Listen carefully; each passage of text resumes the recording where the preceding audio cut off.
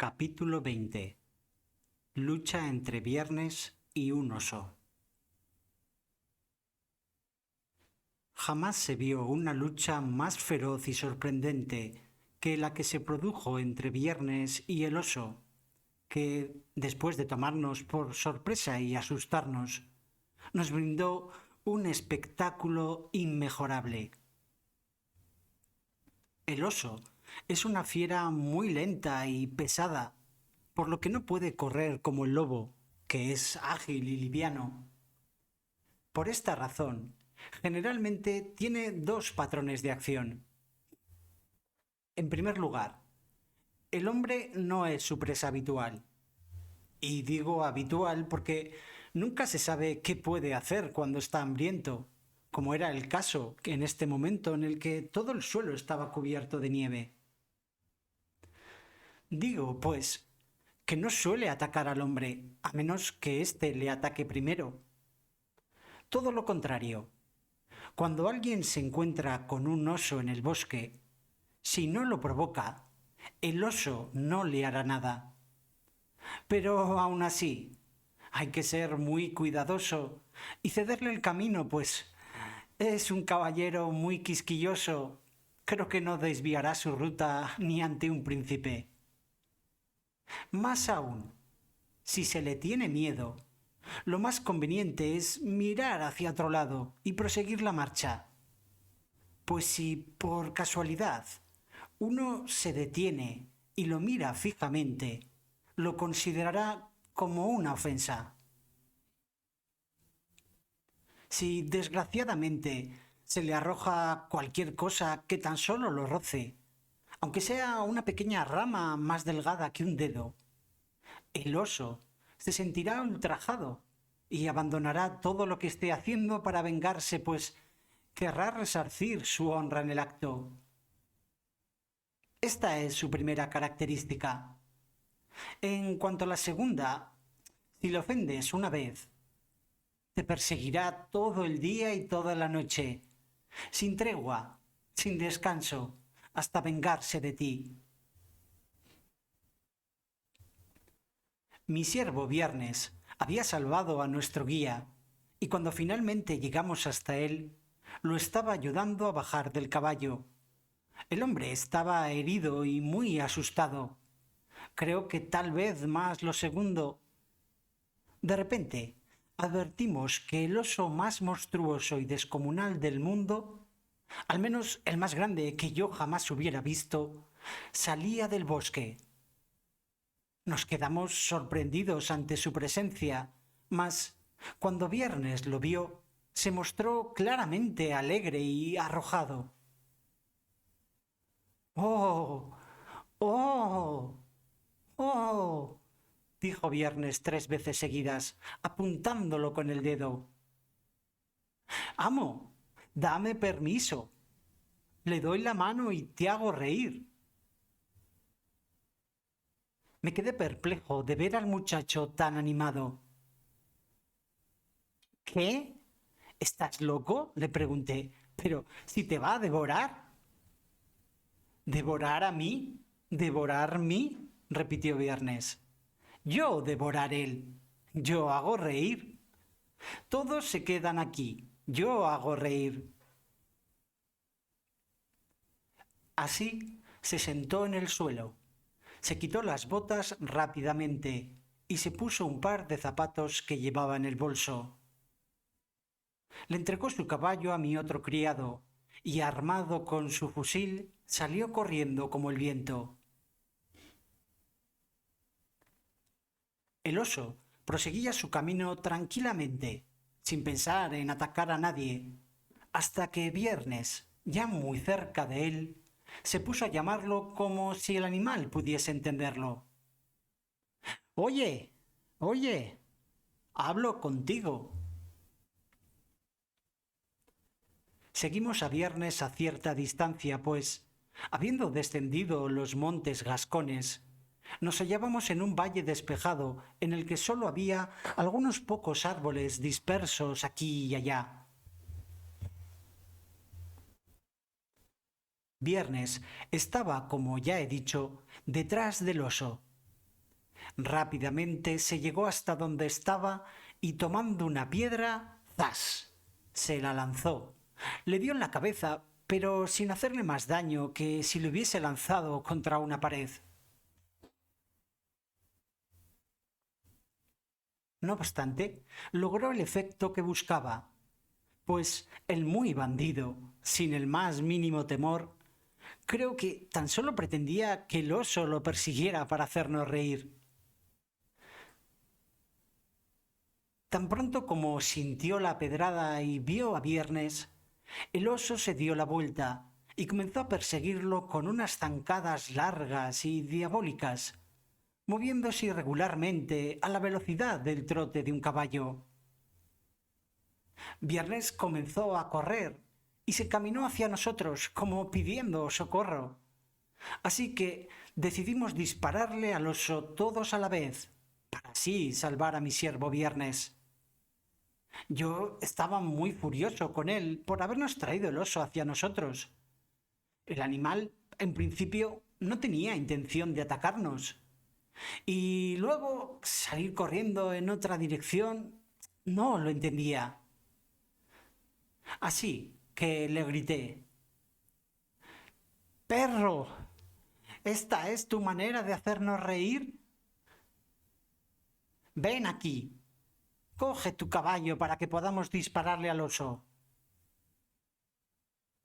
Viernes me oyó gritar y respondió exaltado: ¡No dispares! ¡No dispares, por favor! Tranquilos. Se ríen mucho. Por cada paso del oso, el ágil muchacho daba dos. Y así, giró de repente muy cerca de nosotros y nos hizo señas para que le siguiéramos. Viendo un enorme roble, como puesto allí para sus propósitos, se subió a él, dejando el fusil en el suelo a unas 5 o 6 yardas de allí. Mientras nosotros le seguíamos, a cierta distancia, el oso llegó al árbol rápidamente. Lo primero que hizo fue acercarse al fusil y olisquearlo, mas no tardó en abandonarlo. Luego se agarró del tronco del árbol y comenzó a trepar como un gato, a pesar de su tamaño. Yo estaba perplejo ante la locura de mi siervo y no veía el menor motivo de risa hasta que el oso se encaramó en el árbol. Nos acercamos y vimos que Viernes había alcanzado el extremo de una rama muy gruesa y que el oso había avanzado ya la mitad del camino hacia él. Cuando el oso llegó a la parte más delgada de la rama, nos gritó: ¡Ah! ¡Mirad que enseño oso a bailar! Se puso a saltar y a sacudir la rama, ante lo cual el oso se puso a temblar sin atreverse a avanzar y mirando hacia atrás para ver cómo podía regresar. Esto, en verdad, nos hizo reír a carcajadas. Pero aún no había terminado la broma. Cuando Viernes advirtió que el oso se quedaba quieto, volvió a llamarlo como si este bicho entendiese el inglés. ¿No avanzas más? Te pido que acerques. Dejó de sacudir la rama y el oso, como si hubiese comprendido, avanzó un poco más. Entonces Viernes comenzó a saltar nuevamente y el oso se detuvo otra vez. Nosotros lo mirábamos con perplejidad. Pensamos que era un buen momento para dispararle a la cabeza, y le grité a Viernes que se estuviese quieto para que así pudiésemos hacerlo. Mas él nos respondió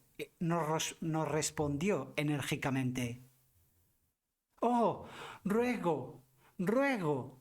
No dispares. Yo disparo entonces. Quería decir después. Pero para hacer el cuento corto, diré que Viernes bailoteaba de tal forma y el oso adoptaba unas posturas tan graciosas que la verdad nos reímos muchísimo. No obstante, todavía no sabíamos cuál era su intención, pues primero pensamos que quería tirar abajo al animal, pero el oso era muy astuto y se agarraba tan fuertemente a la rama para no caer que no teníamos idea del modo en que acabaría aquella broma.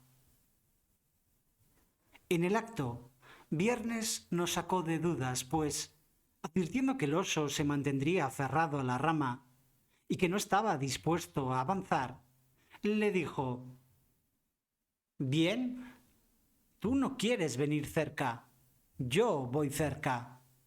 ¿Tú no vienes? Yo voy. Entonces retrocedió hasta la parte más delgada de la rama, que se doblaría con su peso, y deslizándose suavemente, se colgó de ella hasta que casi tocó el suelo con los pies.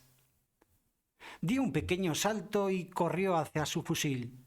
Lo preparó y se quedó quieto aguardando.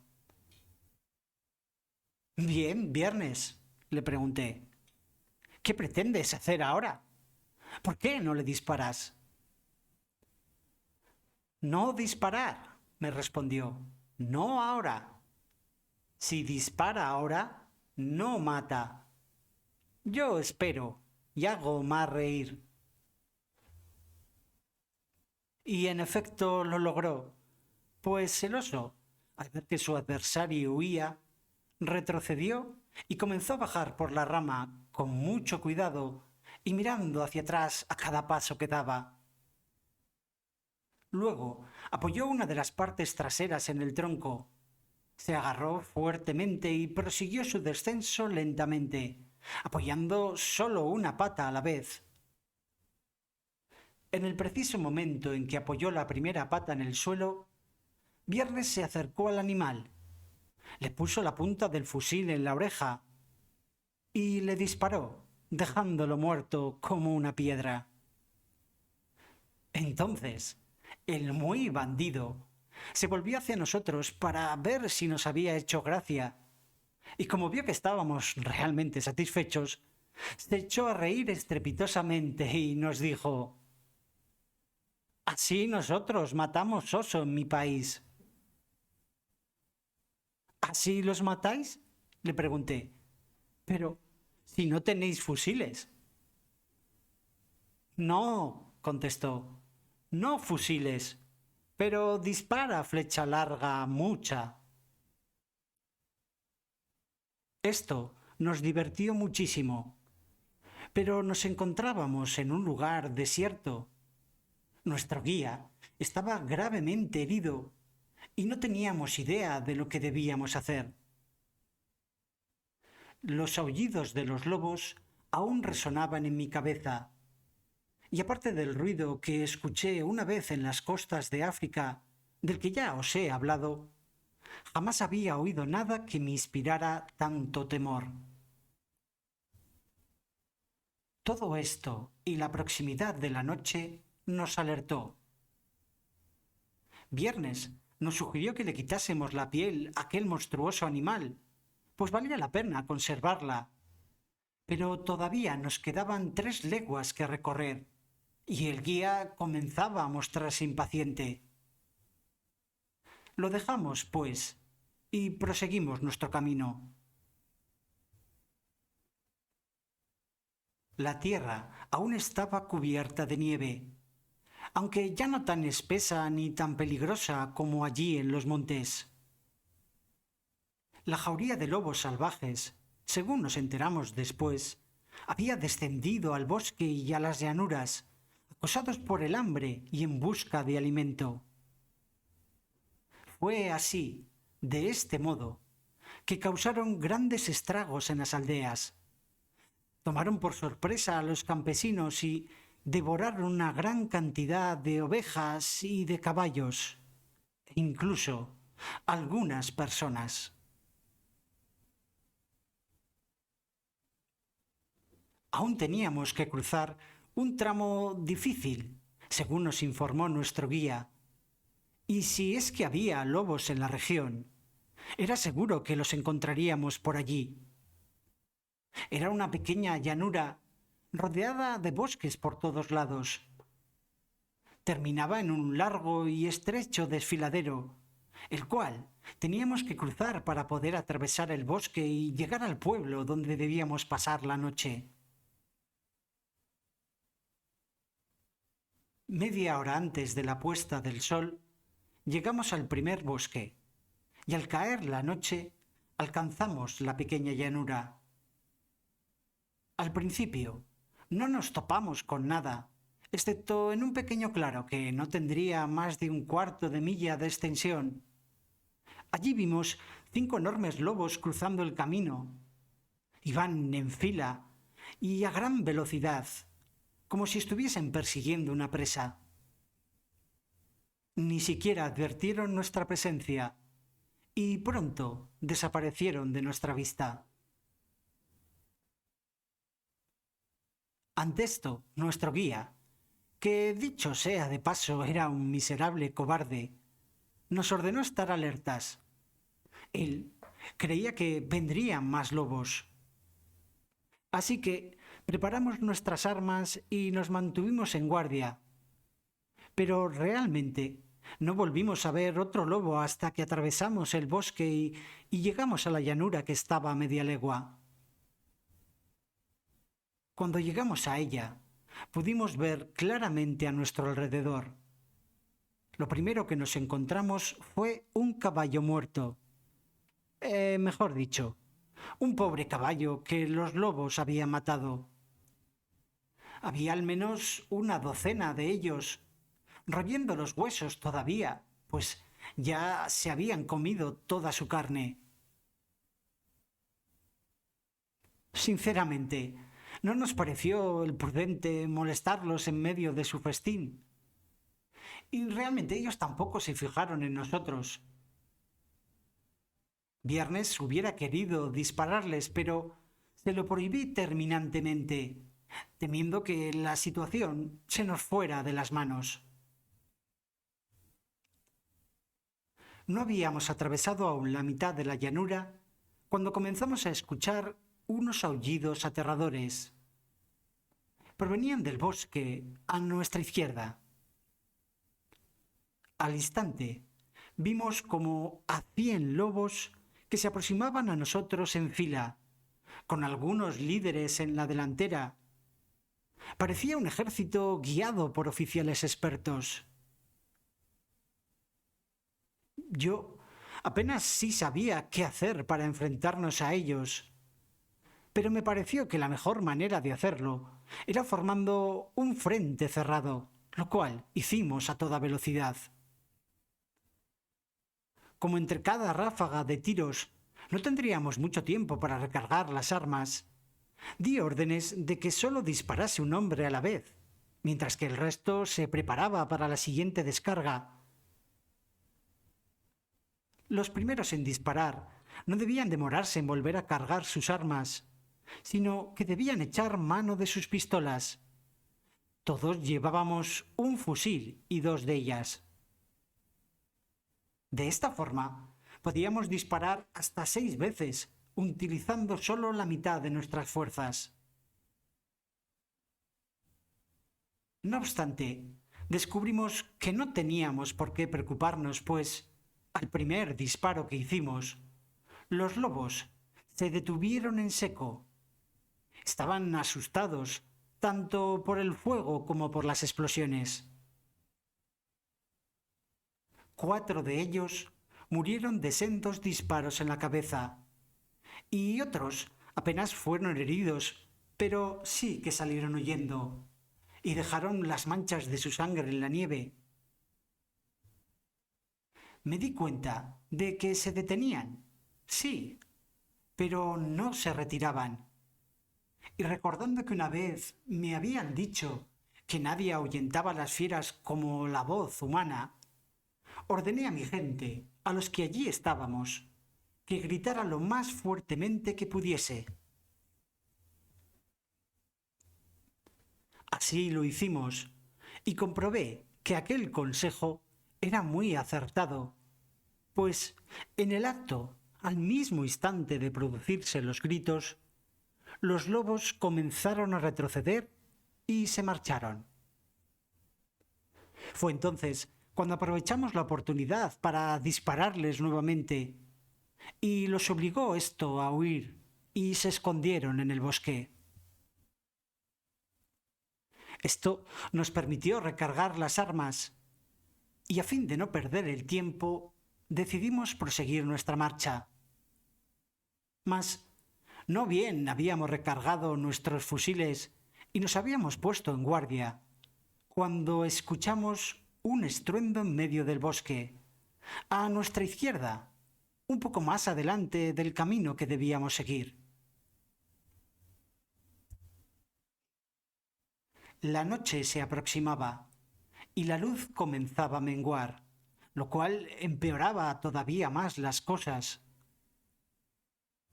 Como el ruido aumentaba, nos dábamos cuenta de que se trataba de los aullidos de aquellas criaturas diabólicas.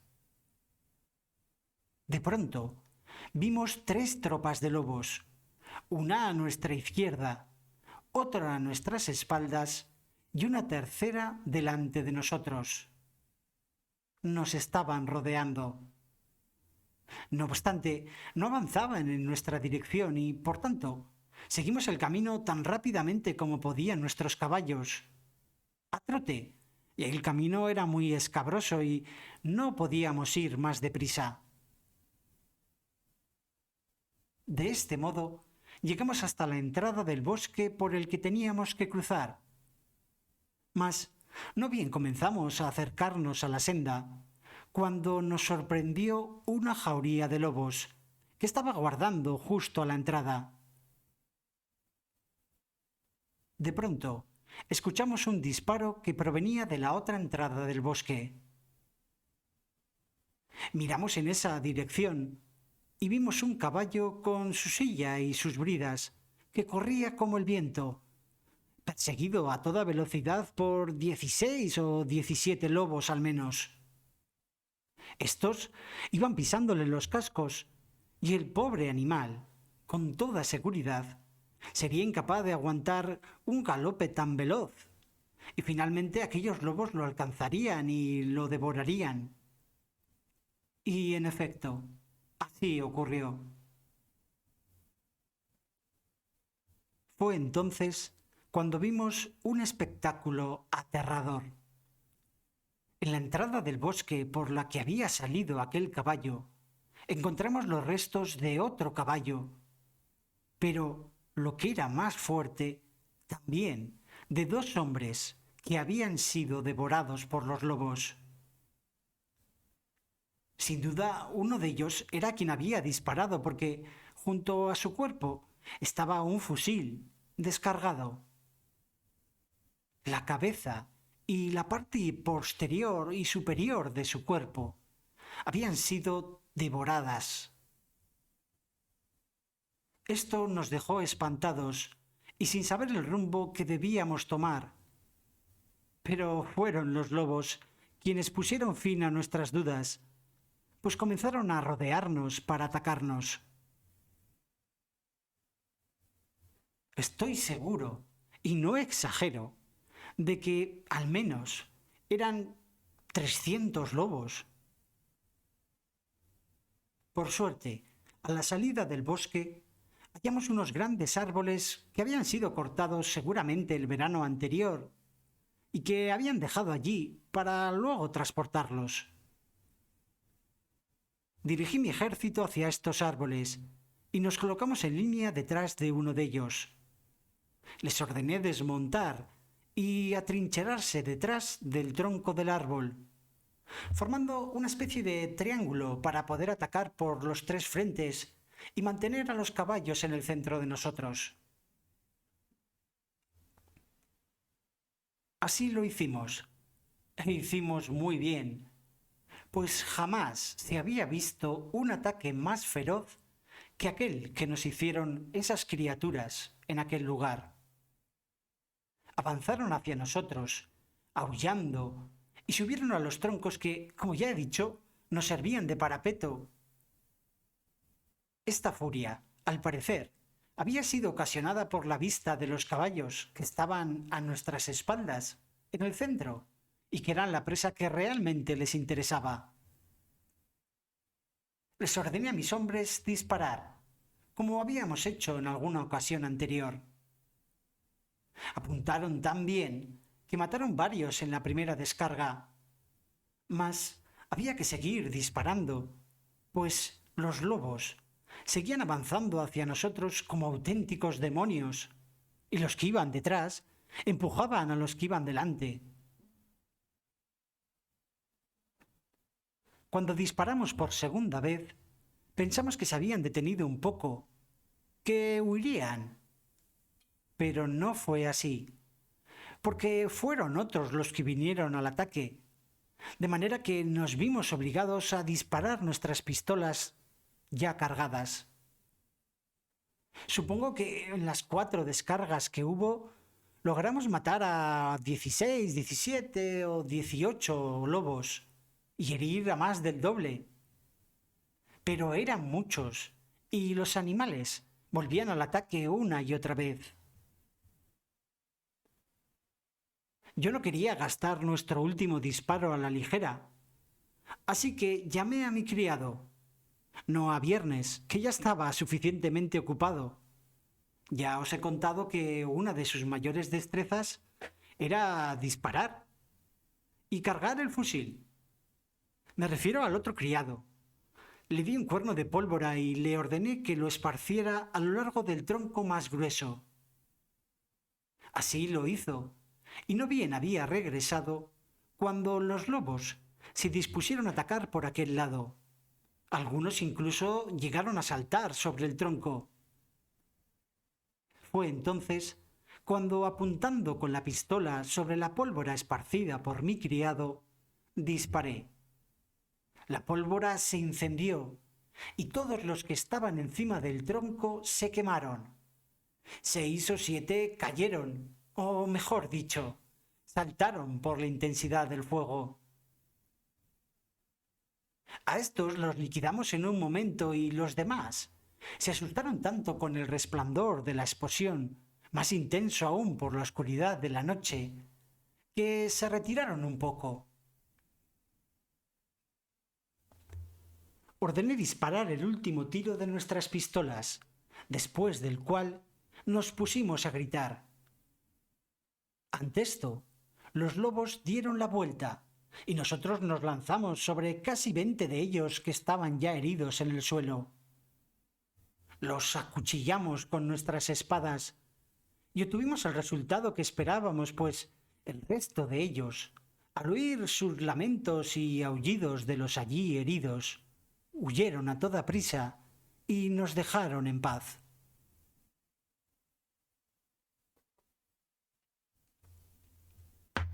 En total, matamos a unos 60 lobos. Si hubiera sido de día, habríamos matado a muchos más, pero por la noche era complicado.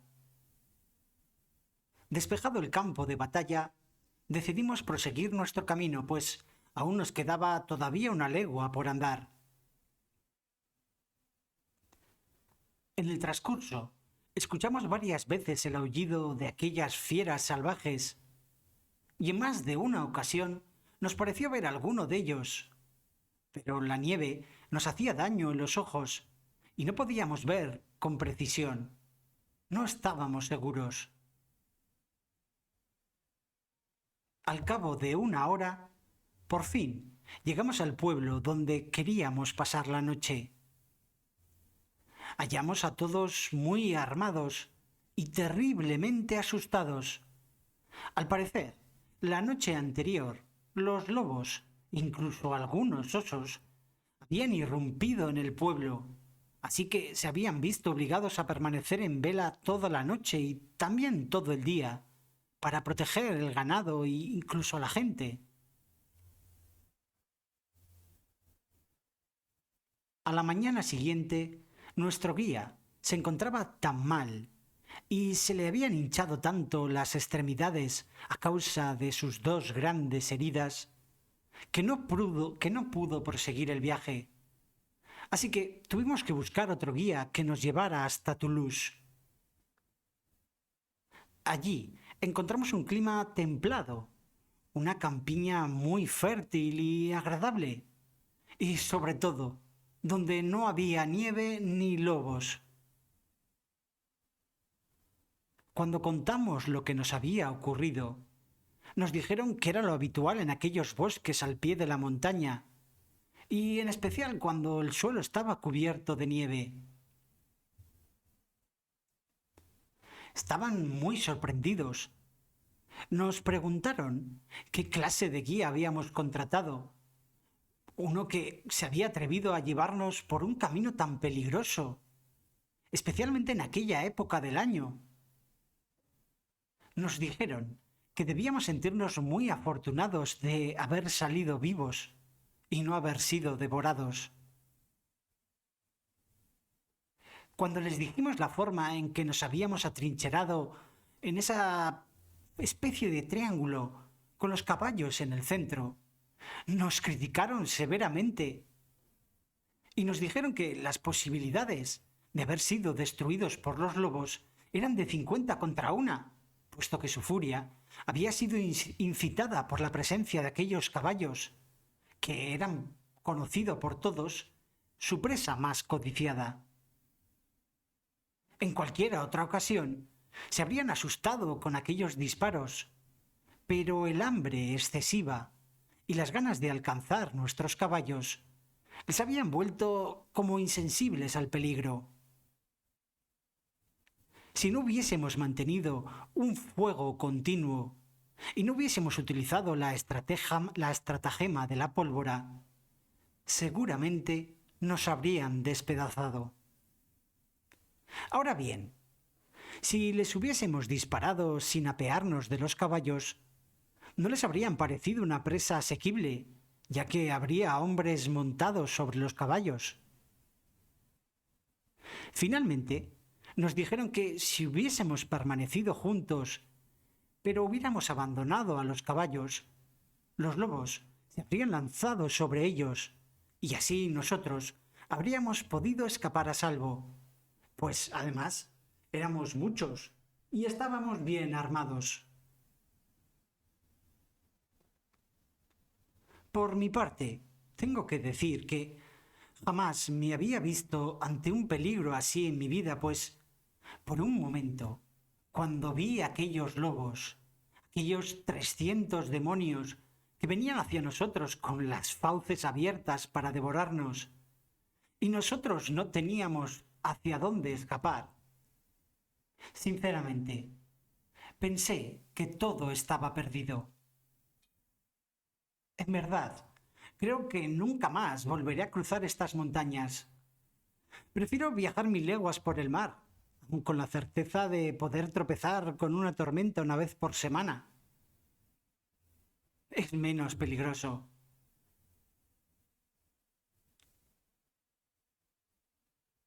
Durante el viaje a Francia, no ocurrió nada nuevo de lo común, al menos nada que otros viajeros no hayan referido mejor que yo.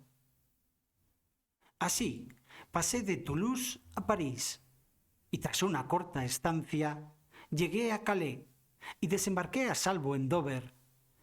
Era un día 14 de enero, después de un frío viaje. Había llegado a mi destino, y en poco tiempo me vi rodeado de mis recién recuperados bienes, pues las letras de cambio que llevaba conmigo me fueron pagadas una a una, escrupulosamente. Mi principal guía y consejero privado fue mi buena y anciana viuda, quien, en agradecimiento por el dinero que le había enviado, no escatimó en esfuerzos ni en atenciones hacia mí. Confié a ella todos mis asuntos, de manera que no tenía razones para preocuparme sobre la seguridad de mi fortuna. En efecto, hasta el último día me sentí sumamente satisfecho de la absoluta integridad de esta excelente señora.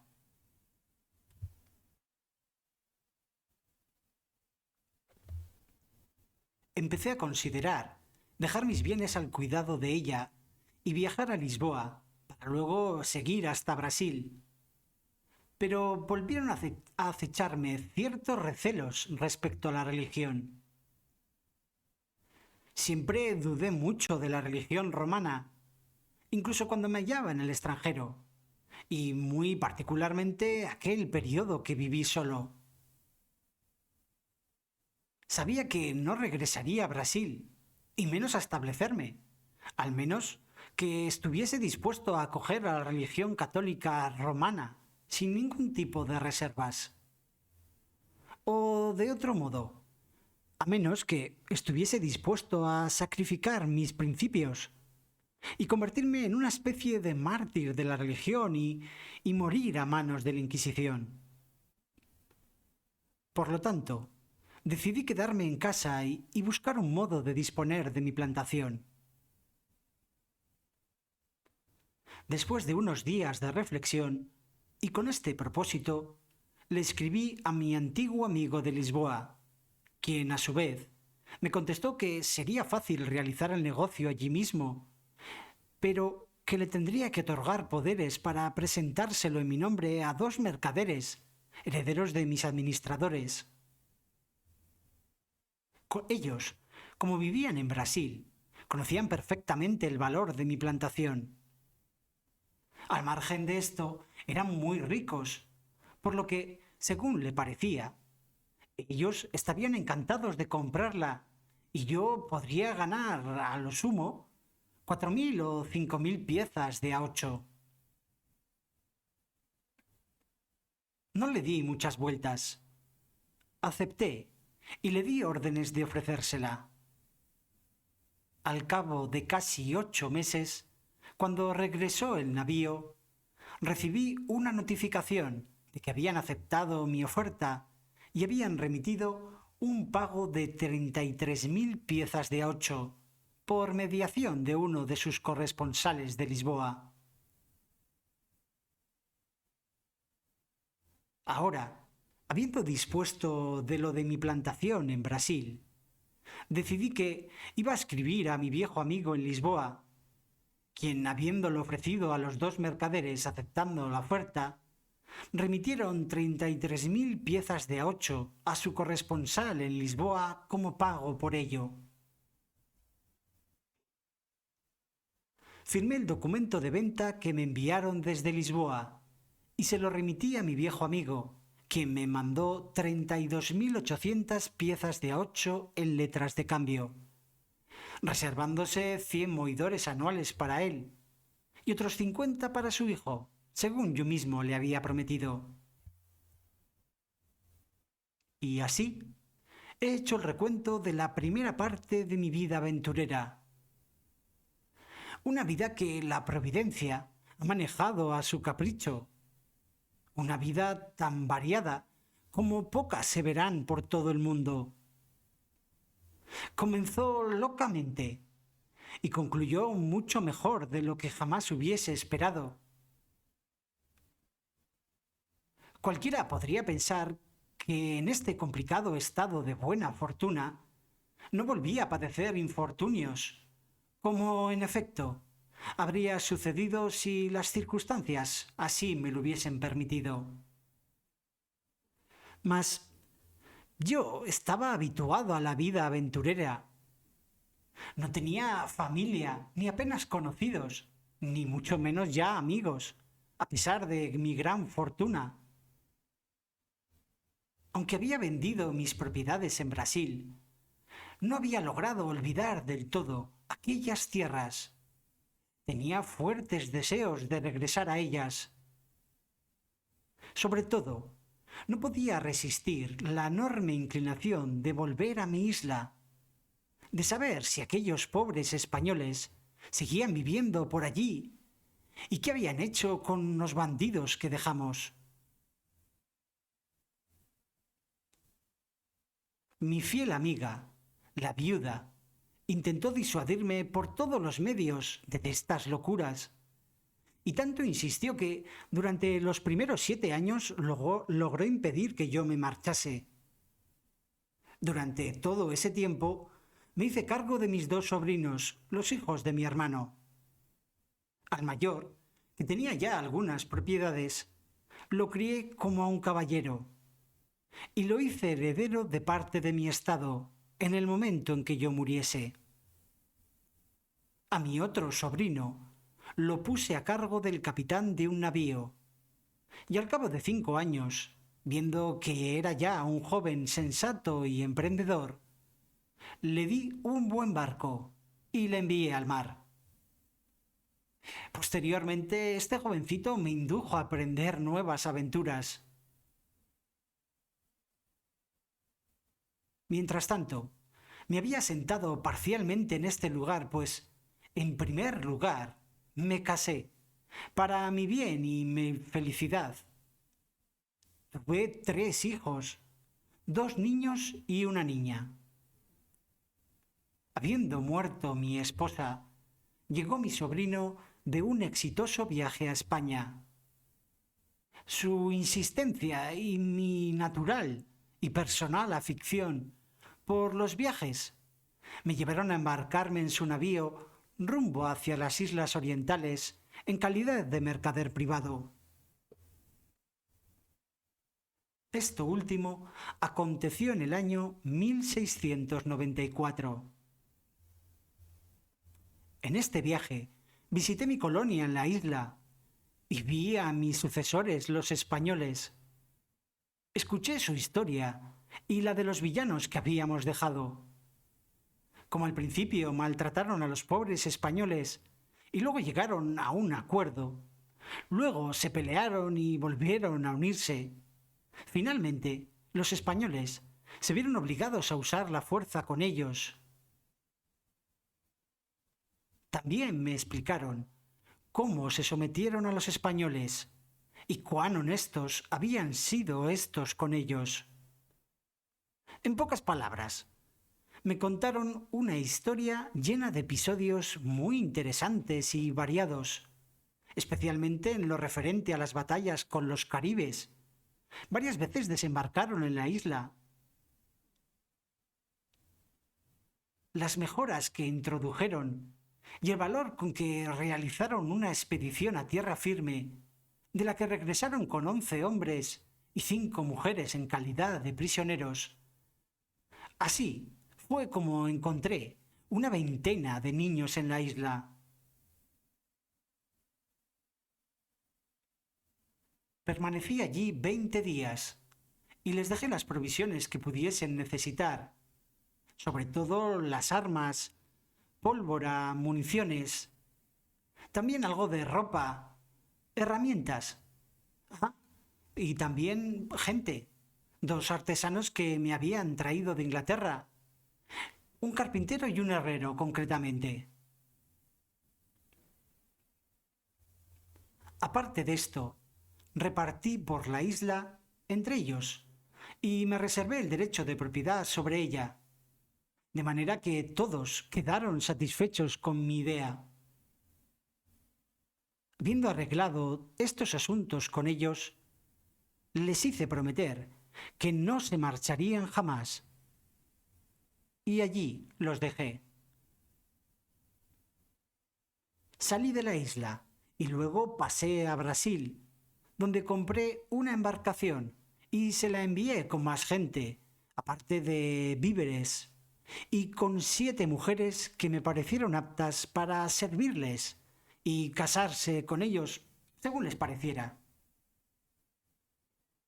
A los ingleses les prometí enviarles inglesas con un cargamento de provisiones también, pero debían comprometerse primero a cultivar la tierra. Así que cumplieron y lo hice posteriormente. Una vez se les adjudicaron sus posesiones, por separado, los hombres demostraron que eran honrados y muy diligentes. También les envié 5 vacas de Brasil, 3 de las cuales estaban preñadas, algunas ovejas y también cerdos que se reprodujeron considerablemente, como pude apreciar a mi regreso. Pero todo esto, además de la narración de cómo 300 caribes invadieron la isla y arruinaron sus plantaciones, cómo lucharon contra el doble de sus fuerzas y fueron derrotados la primera vez en la que murieron 3 colonos, cómo una tempestad destruyó las canoas enemigas y cómo el hambre hizo morir a todos los demás salvajes, cómo recuperaron la plantación y siguieron viviendo en aquella isla. Todo esto y los asombrosos incidentes que acontecieron durante los 10 años de mis nuevas aventuras, lo relataré, acaso más adelante.